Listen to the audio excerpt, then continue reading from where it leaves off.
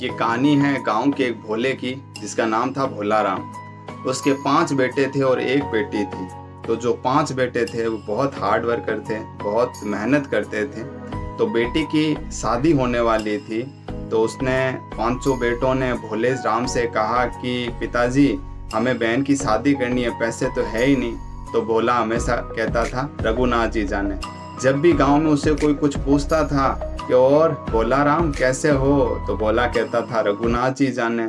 वो भगवान कृष्ण का एक परम भक्त था। वो हर बात में बस यही कहता था रघुनाथ जी जाने, रघुनाथ जी जाने। अब क्या हुआ कि बेटों ने, जो गांव का महाजन था, उससे कुछ पैसे उधार लिए कुछ, और बेटी जो बहन थी उसकी धूमधाम से शादी की। 1-2 साल के बाद में बेटों ने अपने मेहनत से कुछ पैसे कमाए और पिताजी से कहा कि पिताजी ये पैसे ले जाकर आप जो महाजन है उसको दे दीजिए।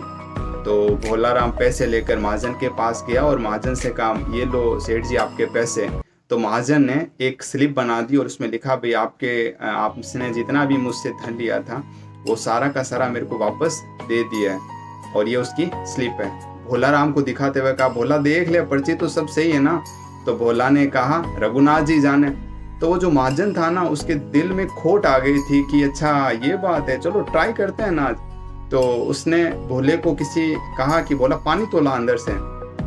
भोला पानी लेने के लिए अंदर गया और जो महाजन था उसने एक दूसरी पर्ची बना दी जिसमें लिख दिया कि सारे पैसे बकाया पड़े हैं। कुछ देर के बाद में जब भोला आया तो उसे वो पर्ची दे दी।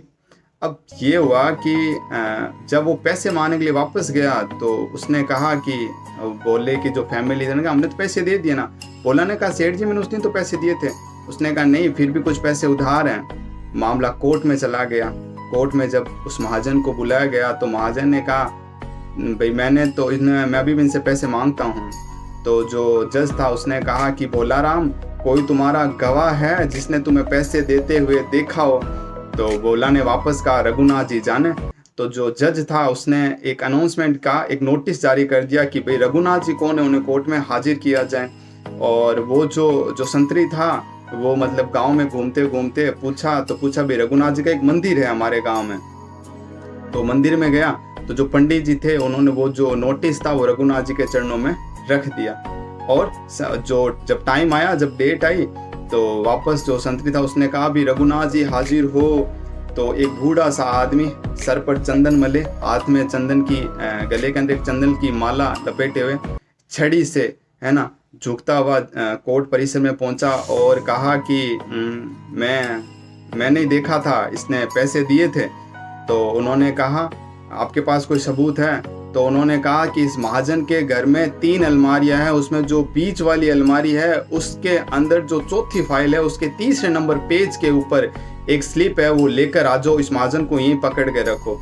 तो जो गार्ड्स थे वो घर पर गए और अलमारी खोलकर वो लेकर आ गए। उसमें लिखा हुआ था कि सारा जो हिसाब है बकाया वो भोला राम ने मुझे चुकता कर दिया। अब जो है मैं भोला राम से 1 रुपया भी नहीं मांगता हूँ, सारा जो हिसाब है वो नेट एंड क्लियर है ना।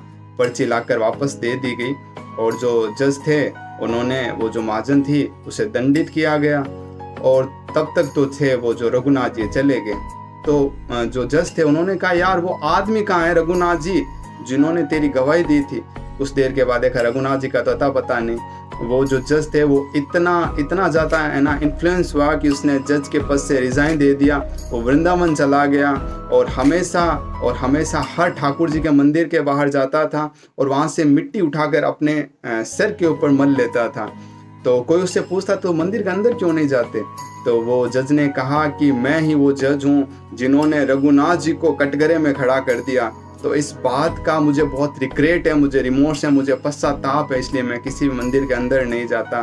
हे भगवान मुझे माफ़ कर देना। और वो जो था भगवान कृष्ण का बहुत बड़ा परम भक्त बन गया।